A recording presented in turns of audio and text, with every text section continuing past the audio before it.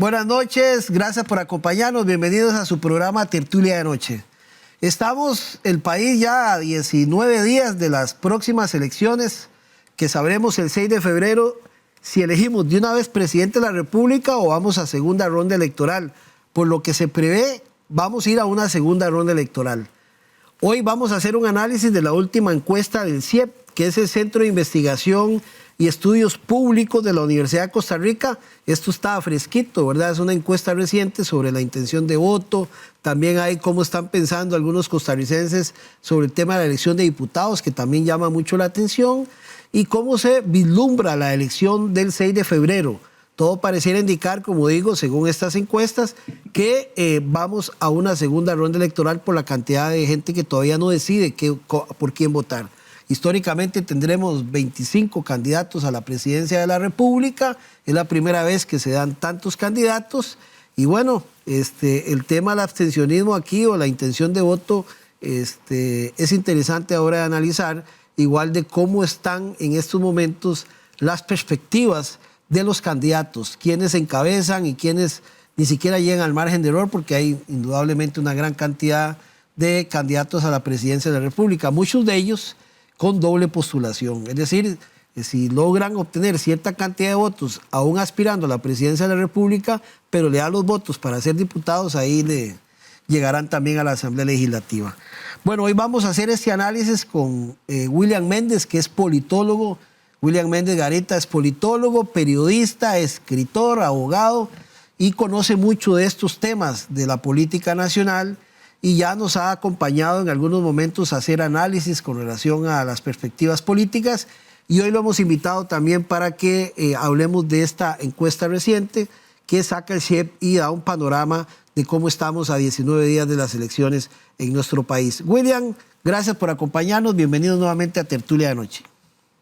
Gracias, don Álvaro, gracias a gente de Canal 14, a Tertulias de Noche. Un saludo muy, muy especial a toda la gente de Ciudad Quesada, todo San Carlos, toda la zona, de Alajuela para arriba. Así que muy amables por invitarnos. Gracias. Vamos a ver si me presentan en la pantalla esta publicación que hizo Amelia Rueda, que me parece que resume un poco, por lo menos, qué es la intención de voto que estamos en estos momentos en el país. Ahí verán, televidente, la intención de votos el 18, es decir, ayer, porque este programa lo grabamos el día de hoy, miércoles, y lo reprisamos el domingo. Esta encuesta que saca el CIEP da como intención de votos a José María Figueres en primer lugar, segundo lugar Linet Saborío con un 13%, Fabricio Alvarado en el tercer lugar con 9%, José María Villalta con el 6% y Rodrigo Chávez con el 5%, igual que Wilmer Ramos aparece con el 1%. Wilmer Ramos como candidato del oficialismo. Otros no entran ni siquiera en el margen de error, a pesar de que están participando y ahí los vemos en campañas políticas. Llama mucho la atención que los indecisos hasta hoy en día es de un 43%. Vamos a analizar cómo ha crecido y decrecido, digamos, la intención del voto, pero llama la atención que en diciembre, cuando se hizo una encuesta del CIEP, en diciembre era el 40% de los indecisos. Actualmente los indecisos crecieron un 3% más, estamos en un 43%. Igualmente con respecto a José María Figueres, que prácticamente se estanca, ¿verdad? José María Figueres, Linet Saborío más bien decrece, y Fabricio Alvarado va subiendo un poquito más, igual que en el caso de Rodrigo Chávez. ¿Qué nos puede indicar con relación a esto, don William? ¿Cómo ve este panorama a estos días que nos faltan de las elecciones? Bueno, el tema tal vez más relevante para todos y todas es los indecisos.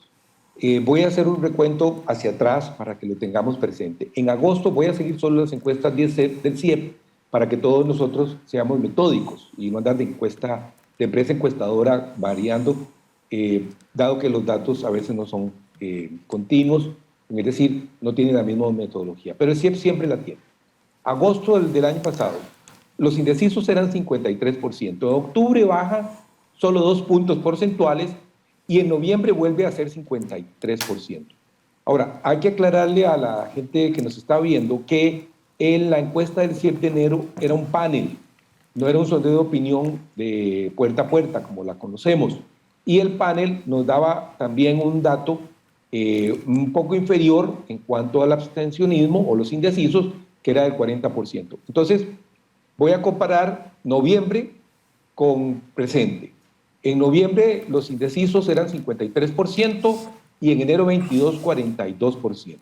Quiere decir que hay una disminución de los indecisos. No obstante, ese 42.6, que es casi 43 de indecisos en el mes de enero, implica un porcentaje todavía muy grande en indecisión, en no tomar decisiones o no querer tomar decisiones, o como esa latica, dejar todo para último momento. Y tal vez no tiene que ver, como se puede especular, porque sería más una especulación, con la enorme cantidad de candidatos y candidatas que tenemos para la presidencia, porque nadie puede quejarse de que no existen opciones. Sí, existen opciones. Partidos tradicionales, partidos medianamente tradicionales y partidos emergentes o nuevos. Personas de muchas preparaciones, de muchos sectores, de muchas actividades profesionales. Entonces, el menú para votar es bastante amplio. Ahora, vemos también que hay una concentración del voto en aquellas personas decididas.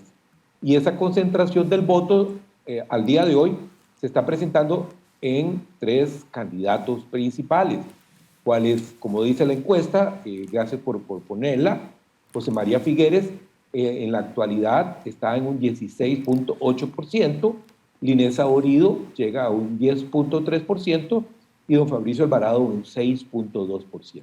Y ahí continuamos bajando con las diferentes opciones, pero tenemos una concentración del voto, por lo menos en los decididos.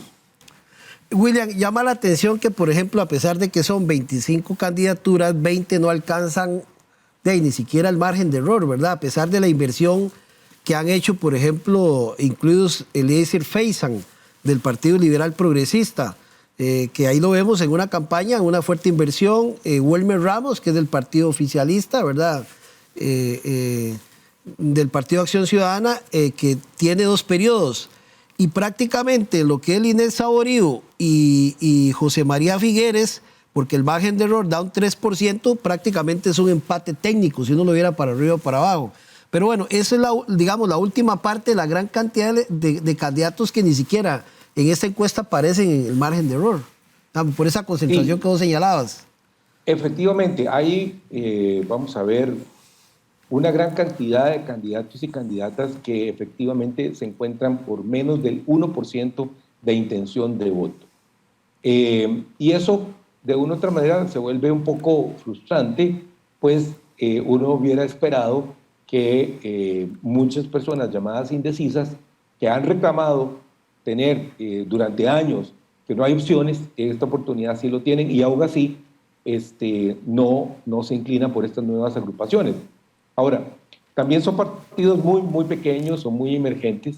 Voy a poner un caso que me parece como muy curioso, por llamarlo de esa manera, o intrigante, por ejemplo, es don Rodolfo Pisa.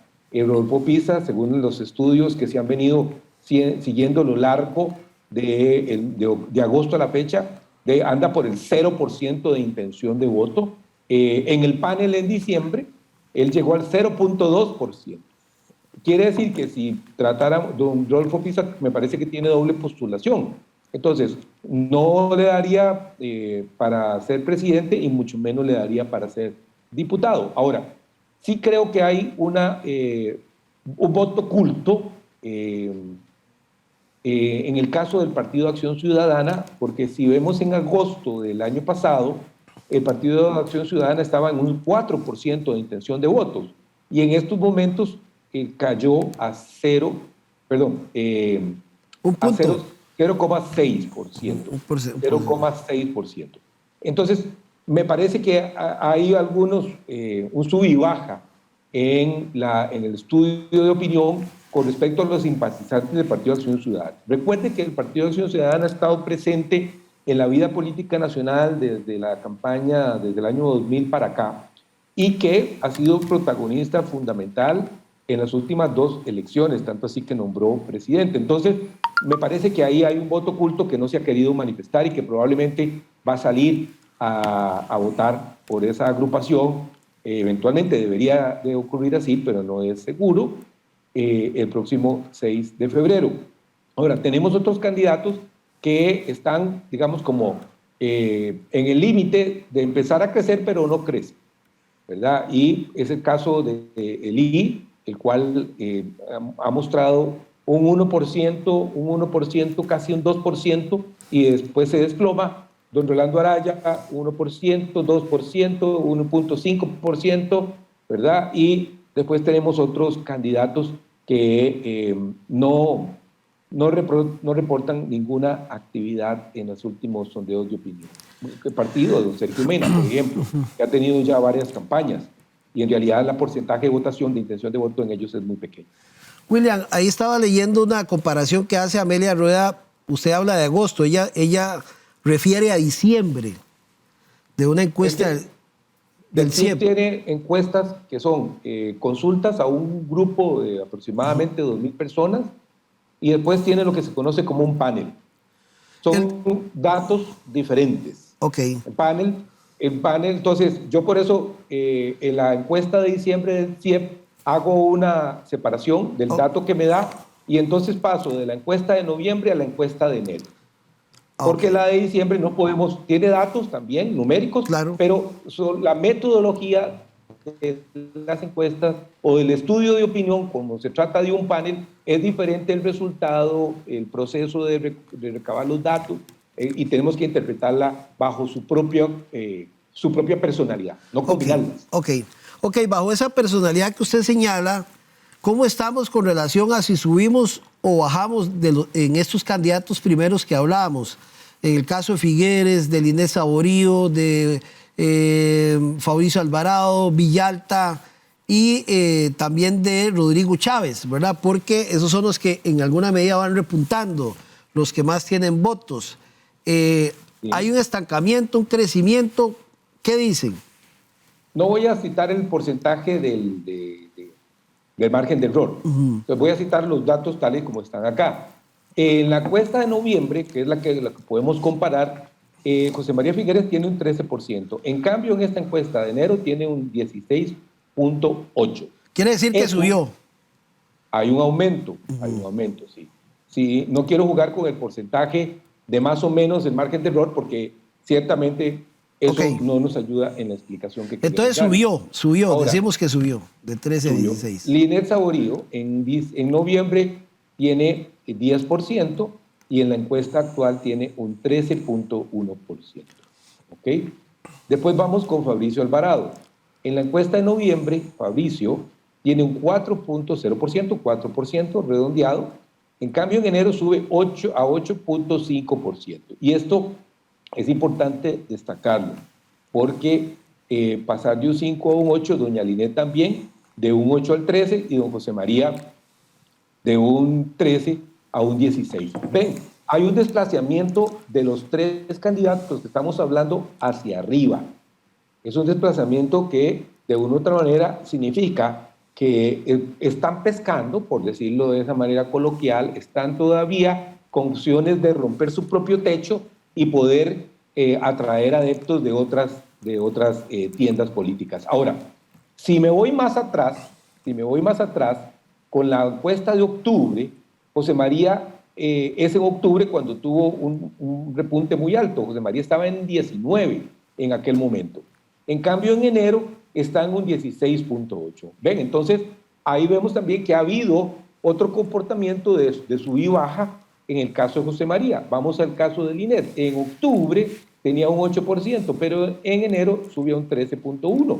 Y don Fabricio Alvarado, que estaba en octubre en 5.0, en 5, ahora estuve a 8.5. Entonces vemos esas fluctuaciones que son importantes considerar, porque lo que nos quiere decir, analizando estos 3 ciclos o estos 2 ciclos, que el comportamiento no es plano.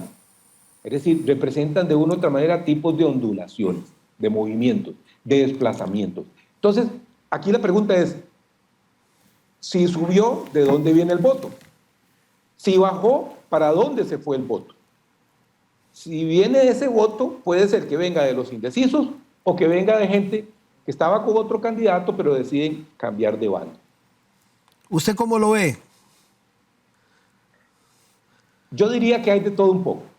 Tenemos gente que se decide y entran a la fila ya de los que tienen matriculado su voto.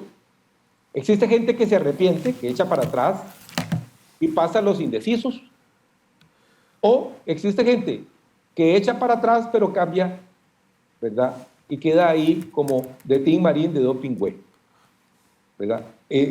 Sí sabe que va a votar, pero le cuesta más decidirse. En cambio, el proceso diferente es quien se partió totalmente y se vuelve indeciso, es decir, no quiero votar, no quiero saber, ¿verdad? Gente que inclusive se niega y ese va a engrosar probablemente las filas del abstencionismo.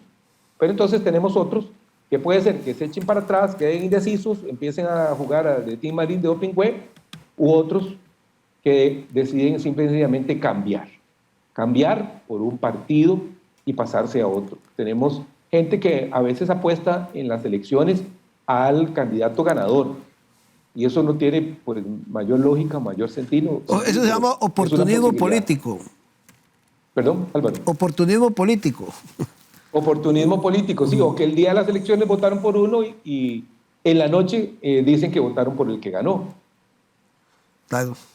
Ahora, lo que sí me queda claro, Álvaro, con estos datos de la encuesta del CIEP, es que la posibilidad de ganar en primera ronda no es cierta, ¿verdad? A eso me iba, porque aunque José María tenga, que es el que va apuntando, esa fluctuación de votación nunca supera el 20%. Claro, porque ahí estamos hablando de las personas decididas a votar por él del 100%, ¿verdad? De los encuestados. Ahora, pasemos eso al padrón. ¿Cuánta gente del total del padrón electoral representaría esta cantidad de votos? Recuerden que es el 40% de los votos emitidos, válidamente.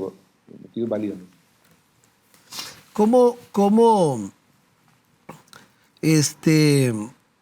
ve usted de aquí a febrero? Si eso se podría mantener o podría tener algún repunte, un estancamiento de parte del figuerismo. Bueno, en el caso de José María Figueres... En el sentido, lo digo yo, perdón, William, porque digamos que José María pasara a una segunda ronda, pero puede ser que haya una variación de votación, dependiendo de lo que pueda ocurrir. Hay gente que dice que los debates van a determinar mucho quién pueda, que se pueda mover a algún nivel de votación, ¿verdad? Apuntando de que de repente podría subir Rodrigo Chávez, bajar Inés Saborío, en fin, todos esos análisis que hacen popularmente la gente. ¿Cómo los ve usted en una posible segunda ronda y quiénes podrían pasar de acuerdo a estos datos? Bueno, de acuerdo a los datos pasaría Liberación y la Unidad. Según mi experiencia en procesos electorales, en muy pocas oportunidades en Costa Rica o en otro país se gana una elección por un debate. Ahora, por uno o por varios debates, sí tengo que decirte que por uno o por varios debates se puede perder una elección. Me explico. Es decir, en los debates no se puede ser tan contundente como para que defina el resultado electoral, pero la sumatoria de los errores en los debates me puede hacer perder una campaña política.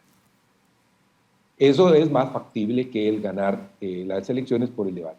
Tendría que ser un cataclismo, ¿verdad?, para que alguien gane por un debate, pero no es muy frecuente, que digamos.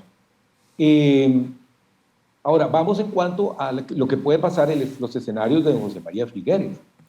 Un escenario es que para José María, para Fabricio y para doña Linet, es que todo quede tal y como está y lleguemos al día de las elecciones de esta manera, con un porcentaje inmenso de personas indecisas.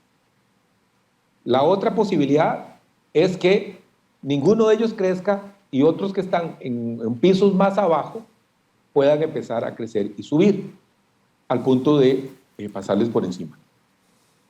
Otra posibilidad es que ellos bajen, no crezcan, pero también bajen. Y eso cambiaría el orden de todos los que están ahí. Es decir, Para don José María, estando de primero es un problema empezar a bajar bajo cualquier circunstancia. Para doña Linet, estar de segundo es un problema bajar porque los que están cerca de doña Linet están muy cerca. Y así sucesivamente. Entonces, la obligación de todos los partidos en estos momentos es afinar el lápiz, buena ortografía, buena letra, y apuntar precisamente a donde todavía tienen posibilidades de crecer en ese mercado de los indecisos. Ahora, hacerlo, como se lo he comentado a varios amigos y personas con las que he conversado, con candidatos presidenciales, con dirigentes políticos que me hacen esta misma consulta, les digo, afinar el lápiz para saber cómo llegarle en una campaña política donde están los indecisos es de las cosas más difíciles dentro de los equipos de campaña. ¿Por qué? Porque el estudio de la Universidad de Costa Rica me dice que los indecisos son mujeres, o que los indecisos son jóvenes, y que los indecisos hay más indecisos en Alajuela que en Guanacaste. Muy bien, ¿y cómo hago yo? Ahí es donde hay que sentarse a juntar varias fórmulas, por decirlo, fórmulas políticas, para poder precisar el discurso y el mensaje que tengo que llevar para que en esos lugares donde todavía tengo oportunidad de atraer votantes, le llegue yo directamente a ellos, que ellos entiendan que les están hablando directamente y que entonces haya un vaso comunicante y entonces tengan mayor intención de votar por mí que por votar por otros candidatos o candidatas. Ahora, yo lo que he visto es que parte de esa estrategia es inversión en recursos, que sabemos que hay gente que está disparando mucha plata, otros ni siquiera aparecen en las encuestas. Lo otro es que también han utilizado estrategias más regionalizadas, utilizando medios regionales, el internet, las redes sociales. Y en esas redes sociales y en las diferentes plataformas que participan, pues algunos se salen de la línea, ¿verdad? Quieren ser muy cómicos, muy participativos, muy charlatanes. Hay de todo ahí, la verdad. No sé cuánto eso pueda permear o ha permeado al costarricense para poder tomar una decisión. A mí la verdad, yo lo digo que a veces a mí me parece hasta que rayan en ridiculeces algunos candidatos, ¿verdad? O sea, quieren ser tan simpáticos que se pasan de la raya. Bueno, no sé si es que sus estrategas políticos están definiendo un sector, un segmento de mercado que les gusta esa charlatanería. A mí no me gusta. Otros que utilizan la publicidad televisiva, dan sus mensajes, que me parece que son mensajes, por supuesto, que los tiempos son muy cortos, muy generales, muy ambiguos y a otros hasta que rayan de la mentira. Por ejemplo, cuando dicen que se comprometen a bajar los impuestos, a eliminar impuestos y a bajar la luz. Tatica Dios, y eso es lo que quiten el ICE, por ejemplo. O cómo van a decir que van a eliminar impuestos si este país se alimenta de eso. Entonces, pero bueno, son parte de la estrategia. Otra, como la del Partido Unidad Social Cristiana, Linés Aurido, que lo que la tienen es haciendo poses y diciendo frases bonitas. Sin embargo, vemos que ha crecido y le ha llovido una serie de críticas cuando abre la boca, por ejemplo, en sus participaciones y debates. Yo no sé hasta cuánto eso, William, puede sumarle más de la votación que en estos momentos registran. A mí me parece que eso no va a crecer, por lo menos desde mi perspectiva, y que vamos a poder llegar no va a haber una segunda ronda indudablemente, no va a crecer, aunque puede haber un voto sorpresa de algunos silenciosos que vayan a darle el voto no necesariamente a quienes repuntan, que en este caso sería la Liberación y la Unidad. No sé cómo lo estás viendo desde todo esto que hablaba. Vieras que eso, coincido con todo tu análisis y con algunas de esos quisiera puntualizar o aterrizar. Yo soy de las personas que he llegado a la conclusión de que en los procesos electorales, y particularmente en el caso de Costa Rica, hay dos factores que inciden mucho. Son tremendamente emocionales o emotivos. Y la otra parte es la parte racional. Entonces, hay una parte afectiva, sentimientos que todos portamos, que nos empiezan a conducir lentamente, muy lentamente, más ahora que antes, nos empiezan a conducir hacia dónde votar. Entonces, vamos descartando, vamos sacando de la olla. No quiero papa, no quiero camote, no quiero elote, ¿verdad? Y entonces quiero una olla, una sopa con menos componentes. Esa es la parte emotiva, porque la verdad es que a nadie le escoge una u otra por razones racionales. Pero hay una parte racional en esa olla, en esa sopa que estamos haciendo, de que el doctor me dijo que no le pusiera mucho picante, o el doctor me dijo que no le pusiera mucho aceite. Y entonces empezamos a terminar la olla con menos ingredientes, unos por parte emocional y unos por parte racional. Y a la postre, entonces, eso es lo que estamos presenciando en este proceso electoral. Y esa elección que hacemos, emocional y racional, nos va a ir poniendo como un embudo electoral. Entonces, había una expectativa, Álvaro, de que la gente se iba a fraccionar en todos los partidos. Pero ya vemos que no. La gente ha empezado a cerrar. Y ese embudo, ese paso, ese canal por donde va a conducirse el electorado es muy, muy pequeño. Y las dos variantes siempre van a estar presentes. Y van a ser mucho más fuertes, y ve que te lo anuncio, porque ojalá podamos hacer uno en la segunda ronda. Claro. Va a ser mucho más fuerte en la segunda ronda, donde se agregan otros valores como que son el odio, el temor o la esperanza. Hay un dato interesante de otras campañas que uno vivió, ¿verdad? Que por ejemplo en esta campaña los vicepresidentes son nulos, ¿verdad? Los candidatos a las vicepresidentas antes se presentaban como equipos de trabajo. El otro tema es que algunos, si uno le pregunta a un costarricense cuál es el color de la bandera de los 25 candidatos que hay, quizás algunos ni se identifiquen. Sin embargo, ahí van a votar algunos en el color de la bandera, ¿verdad? Sobre todo para diputados y eso. Eso es algo que uno extraña, digamos, de las campañas pasadas. Ahora nadie sabe cuál es el color de la bandera de algunos, aunque estén repuntando, ¿verdad? Y el otro tema tiene que ver un poco con que los partidos se han olvidado aquí, ¿verdad? Aquí vemos candidatos que uno ni siquiera...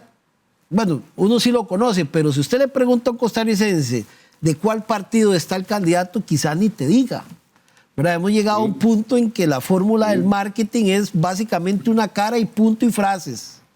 Y eso tiende, no sé hasta dónde, a encontrar un vacío hacia qué ver, porque todos incluso tienen un discurso hasta muy parecido. William, no sé qué te parece a vos. Es cierto, y voy a coincidir en varios de los puntos que estás señalando. Son muchos partidos, y yo hice el ejercicio. Cogí una papeleta para intentar hacer el voto en el tiempo que establece el tribunal, que es aproximadamente 30 segundos, un minuto. Imaginándome que además había hecho la fila del COVID, que ya venía molesto por la fila de COVID que tuve que haber hecho y tenía miedo de contaminarme con el COVID, que venía con mascarilla, que no quería tocar nada, que traía mi propio gel de alcohol. Y me costó votar en la casilla presidencial. Yo dije, voy a votar por X o Y o Z. Y traté de buscarlos y se me hizo un colocho. Pero se me hizo más colocho cuando fui a la papeleta de diputados. Claro. No fue posible. Tuve que repasar varias veces la línea, en la primera, la segunda, la tercera, la cuarta, la quinta, la sexta. Hay cantores en San José donde además de los 26 partidos hay partidos provinciales. Claro. 1, 2 o 3. Y es más complicado para el elector. Con la diferencia de que cuando estás en la papeleta presidencial tenés la bandera del partido, el nombre del partido y la cara del candidato, claro. Pero cuando vas a la elección de diputados, lo único que tenés es la bandera del partido y el nombre del partido. Y tenés que votar las dos papeletas en menos de un minuto. Con todas estas circunstancias adicionales del COVID. Entonces, mucha gente va a terminar haciendo lo impensable. O se van a equivocar. O votando por lo que siempre conocen. Bueno, es que me lo decía ayer una colega analista, que hay un mercadeo posicionado en la sociedad costarricense y hay partidos que han hecho muy buen trabajo en los últimos 20, 30, 40 años mercadeando sus marcas. Entonces, para la gente va a ser muy fácil distinguir entre unos y perderse entre un montón más que lamentablemente no tienen los recursos, son partidos muy, muy nuevos, no han hecho mercadeo y están apostando solamente al nombre de una persona para lograr sus objetivos políticos. Vamos a hacer una pausa comercial y cuando regresemos continuaremos conversando con William Méndez, escritor, politólogo, periodista, buen amigo, abogado también, sobre esta encuesta del CIEP, del Centro de Investigaciones de la Universidad de Costa Rica, de Estudios Políticos de la Universidad de Costa Rica, que salió ayer, ¿verdad? Hoy estamos miércoles y salió ayer y estamos haciendo un análisis. Vamos a enfocarnos también en la elección de diputados, porque algo dice esta encuesta con relación a eso, que es más sorprendente lo que vamos a analizar luego de la pausa. No se vaya, estamos en Tertulia de Anoche, regresamos.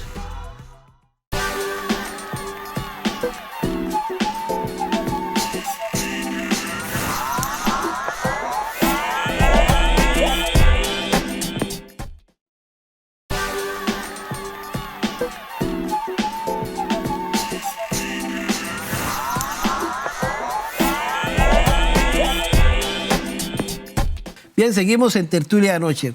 William, hablabas digamos, del tiempo para votar por las dos papeletas de presidente y diputados, que es lo que vamos a hacer ahora el 6 de febrero, y de lo que podría ser el costo, ¿verdad?, de estar viendo tanta papeleta, digamos, tanta papeleta no, sino tanta bandera y tanto partido político y no identificar, que hablábamos de que más que todo han vendido las caras.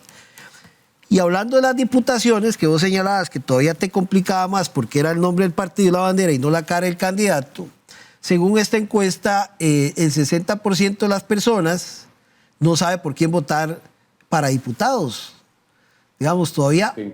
Es más complejo el tema, porque se ha centrado mucho bueno, 16 candidatos tienen doble postulación, pero aquí más que todo lo que ha reinado son las caras de los que aspiran a la presidencia, y diputaciones pareciera que no, de acuerdo al CIEP.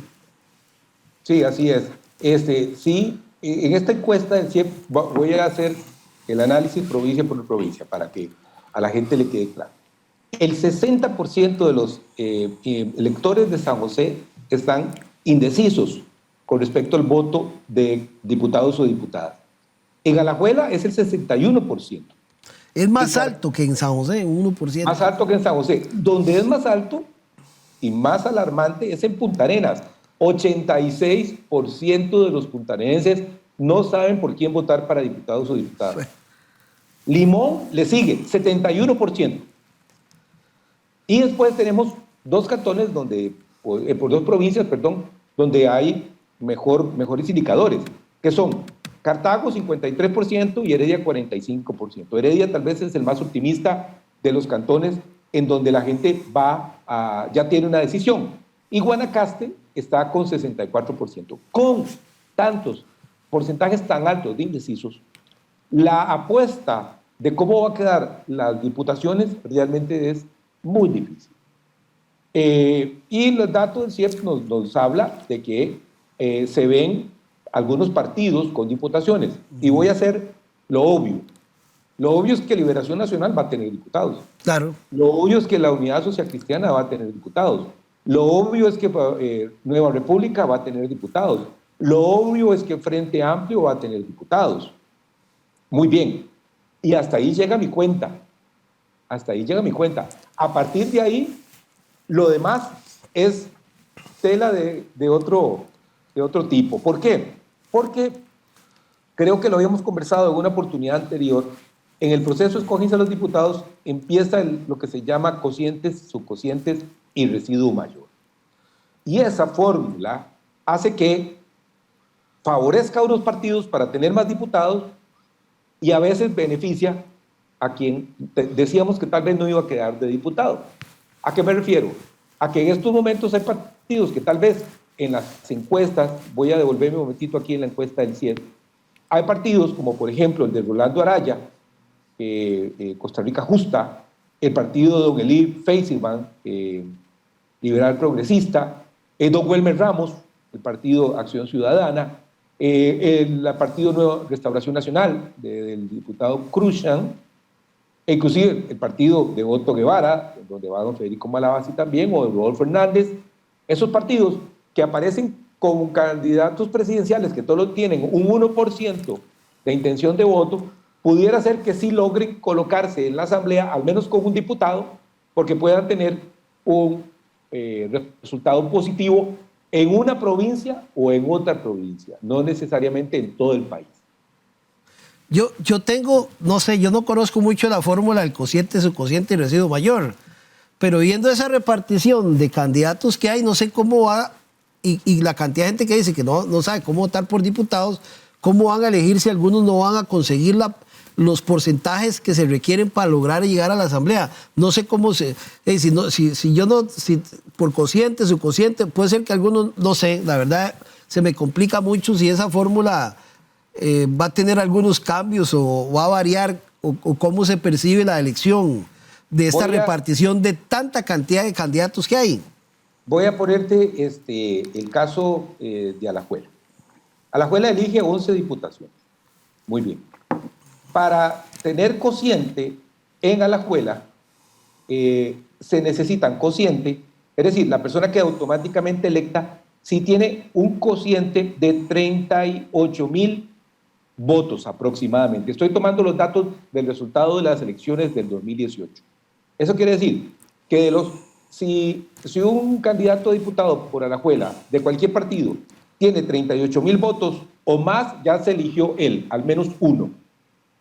Y después, ese es el cociente. El mínimo son 38,000 votos para salir por cociente. Pero para salir por subcociente necesitamos 19,000, alrededor de 19,000 votos. Entonces, el día de las elecciones, entran todos los resultados de las votaciones y dicen, bueno, en Alajuela, el partido A obtuvo 60,000 votos, el partido B 50,000, el partido C 30,000. ¿Cuántos de ellos tienen 38,000 votos? Solo uno, ya ese tiene un diputado. ¿Cuántos de ellos tienen el 50%, es decir, el subcociente? 4, ya elegimos, ahí llevamos 5 diputados, pero todavía me quedan, ¿verdad? Me quedan todavía 6 plazas por repartir. Y así se van a ir asignando primero quienes tienen cociente, que es el número más alto, quienes tienen subcociente. Una vez que reparta todos los que tienen cociente, ok, ahora vamos con los que tienen subcociente. Y después vamos con los que tengan residuo mayor. Sí, ahí va a estar interesante cómo va cada repartición, porque de ahí uno siente que, como vos decís, son tantos candidatos con doble postulación más los cantonales, que creo que en total de partidos solo provinciales que están participando, creo que hay 84, si no me equivoco, o puede ser más, lo cual es una gran cantidad de partidos que, bueno, vamos a ver cómo van a alcanzar el tiempo para poder ver una papeleta de tantos partidos en una papeleta. Para darles un dato, para que todos los amigos y amigas del país que nos ven, no solamente en Ciudad Quesada y San Carlos, en San José se requiere alrededor de 39, estamos hablando con los datos de las elecciones del 2018, se requerían 39,000 votos para tener un diputado por cociente, 19,000 por subcociente. En Alajuela, 38,000, 19,000 por subcociente. En Cartago, 38,000, 19,000 por subcociente. Vamos a ver un momentito aquí, después sigue en Heredia, 39,000, 19,000 por subcociente. En Guanacaste, 34,000, 17,000 por subcociente. Punta Arenas, 33,000, 16,000 por subcociente. Y Limón, 30,000, 15,000 por subcociente. Esa es la fórmula que tenemos que lidiar provincia por provincia para asignar la diputación. Sí, ¿y cómo ves esa asamblea, William? ¿Concentrada o repartida? La estadística hace que vamos a tener 5, 6, 7 partidos por ahí representándonos. Al menos 4 partidos con bancadas no muy grandes, pero grandes. Es decir, ya no hay aquellas mayorías de 20 diputados. Sí, sí. Vamos a tener mayorías de 15, fracciones que van a andar entre los 15 y los 10 diputados, al menos 2 o 3. Es decir, si sacamos una media, 3 partidos van a tener la mayoría de los votos en la asamblea. Ahí sería la Unidad, Liberación y Renovación o el Frente Amplio. Restauración. Nueva República. República. Sí, seríamos Liberación Nacional tendría una bancada importante, la Unidad Social Cristiana una bancada importante, Nueva República una Nueva bancada República de importante. Fabricio. Nueva República. Sí, de Fabricio, claro. Sí, no, Restauración Nacional va a tener eventualmente una bancada pequeña. Ese es el de Cruzan. Sí, señor. Ok. ¿Y el Frente Y Amplio? el Frente Amplio también tendría una bancada, hasta el día de hoy no es una bancada grande, pero es una bancada importante. ¿Ves en la Diputación a gente del partido Rodrigo Chávez, de Rolando Araya? ¿A esa gente lo ves en la Asamblea? Pilar Cinero, Rolando Araya. Eventualmente creo que hay una posibilidad importante de que partidos que en estos momentos tal vez rondan el 5% de intención de votos tengan diputados y diputadas. Eso me parecería que si se mantiene el voto presidencial, ¿verdad? Hay un remanente al voto diputadil. Entonces, si esto se comporta como ha sido en otras oportunidades, quienes tengan un 5% de la intención de voto presidencial, eventualmente tienen como un 50% de la intención a diputados. Y eso haría entonces que puedan quedar diputados, por ejemplo, de partidos que están alrededor del 5% para abajo, no máximo en 3, 4%. Entonces que don Rolando tenga algunos diputados, no necesariamente él, puede ser él o en otra provincia, que doña Pilar Cisneros sea diputada, pero no necesariamente puede hacer que todos los partidos tengan diputados en todos los lugares, porque también convergen en la elección para diputados fenómenos locales. Sí. Fenómenos locales. Por ejemplo, voy a analizarte la provincia de Punta Arenas. O sea, hay un fenómeno muy interesante en Punta Arenas con el partido Nueva Generación, que tiene de candidato Gerardo Zúñiga, que es un activista político local con una gran organización personal. Y entonces pudiera ser que él tenga más opciones que los candidatos inclusive de partidos que nosotros conocemos. Entonces ahí se podría decir Liberación saca uno, la Unidad saca uno, Restauración saca uno, otro más y después quedan 2 votos ahí, perdón, 2 diputaciones por repartirse, que podría ser una, la de don Gerardo Zúñiga. No 100% seguro, pero es una posibilidad más dentro del escenario de posibilidades. ¿Cómo ves al PAC, la elección del PAC? Te decía que hay un voto silencioso del PAC que creo que va a empezar a subir y se va a manifestar en las próximas semanas. No estoy tan convencido de que pueda ser con la intensidad de las últimas 2 elecciones, me refiero al proceso electoral de don Luis Guillermo o al proceso electoral de Carlos Alvarado, pero el PAC es un partido que también ha hecho un mercadeo, que tiene su dirigencia, que tiene su estructura y que sabemos que el PAC al final del día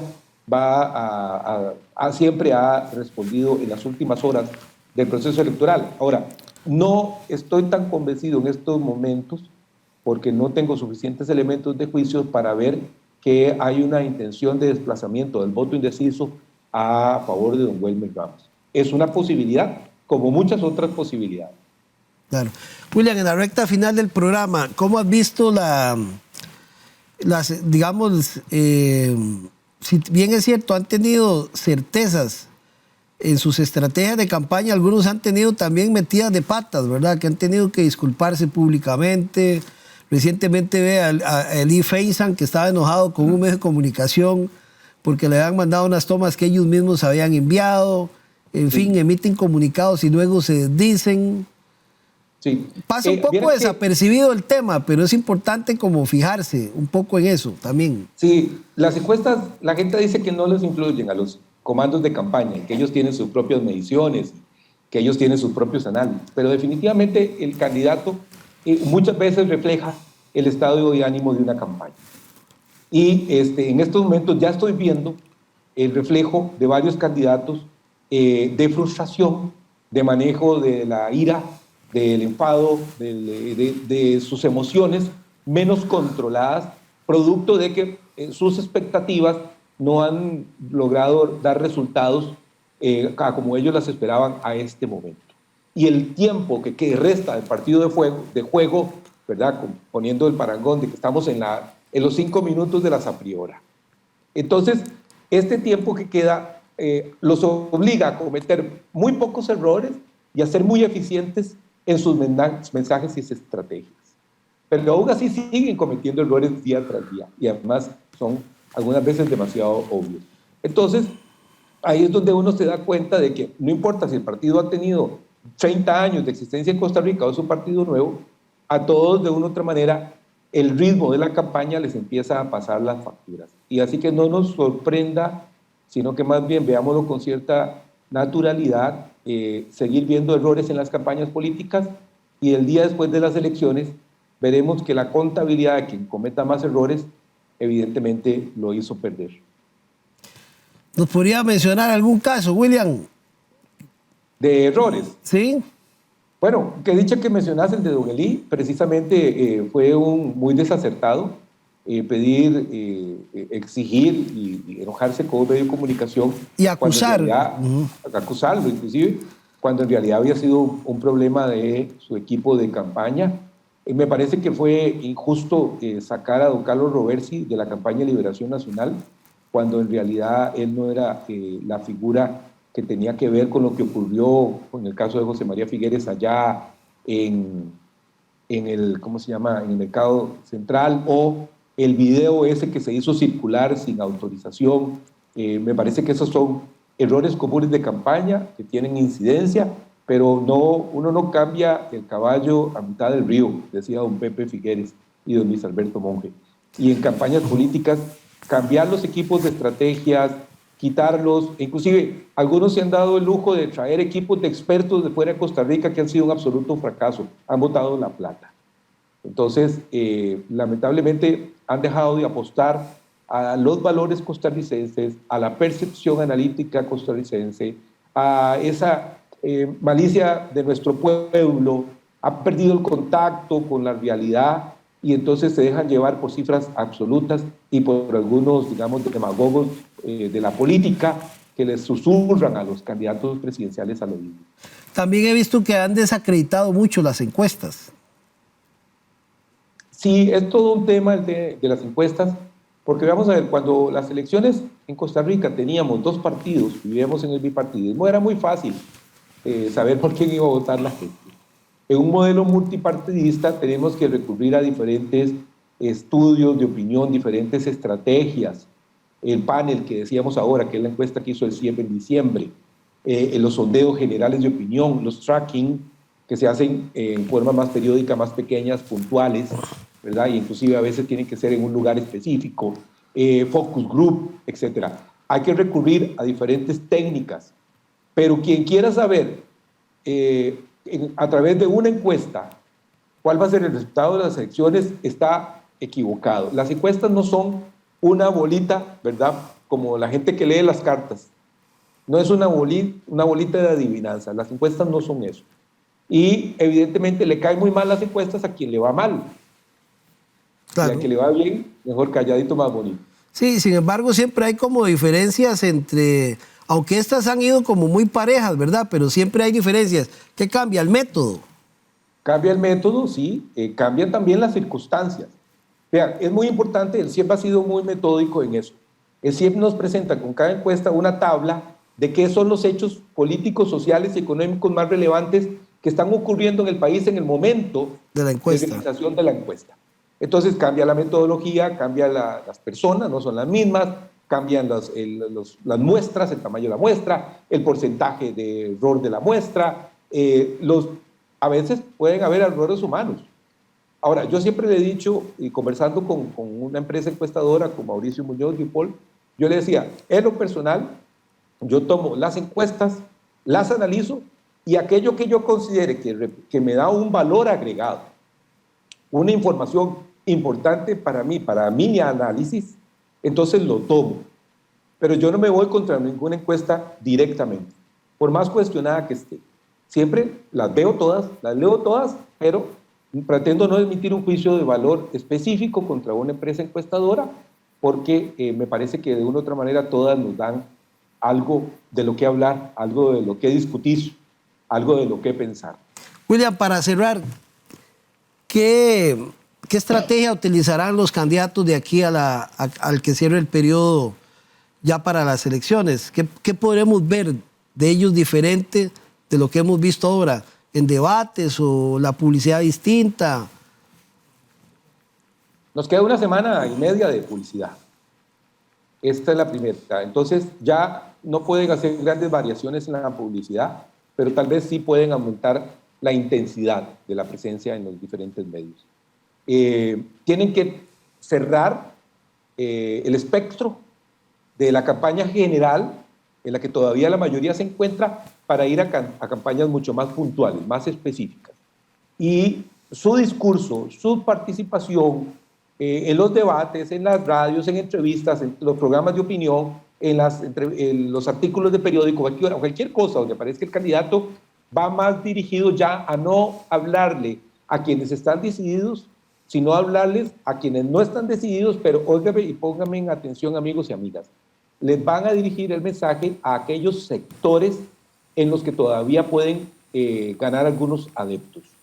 No al 45%, 50% del elector no indeciso. Hablarle a eso es como regar agua en el desierto. No hay campaña ni presupuesto que pueda abarcar la totalidad de los indecisos. Entonces van a ir a ver dónde son esos grupos de electores más permeables, con los que probablemente puedan tener esa empatía todavía y acercarse a ellos en estrategias de comunicación. Y los debates les van a servir para eso. Vamos a ver un cambio en los próximos debates a partir de la próxima fecha. Okay. William, muchas gracias y bueno, esperemos que estemos conversando después del 6, porque indudablemente tendremos una segunda ronda electoral, a como están las encuestas actualmente, que todas, no solo la del CIEPS, todas dan casi que por un hecho que habrá segunda ronda, y ahí tendremos que analizar quiénes pasan a esta segunda ronda y cómo se puede comportar el electorado. No sabemos todavía. No sabemos, lo veremos, pero esperemos que conversemos en esa segunda parte. Va a ser muy interesante. Gracias a ustedes en Tertulias de Noche, gracias don Álvaro, gracias a la gente de Canal 14, un abrazo a todos y a todas. Bien, muchas gracias al politólogo, escritor y periodista William Méndez por habernos acompañado en este análisis de la encuesta del CIEP que salió publicada ayer, que es el Centro de Investigación en Ciencias Políticas de la Universidad de Costa Rica. Y bueno, esperaremos ya a pocos días de las elecciones qué va a pasar el 6 de febrero. Ahí estaremos informando también en su Canal 14. Gracias y nos vemos el domingo. Recuerden que la repetición a las 7 de la noche y la próxima semana de nuevo aquí en Canal 14. Chao.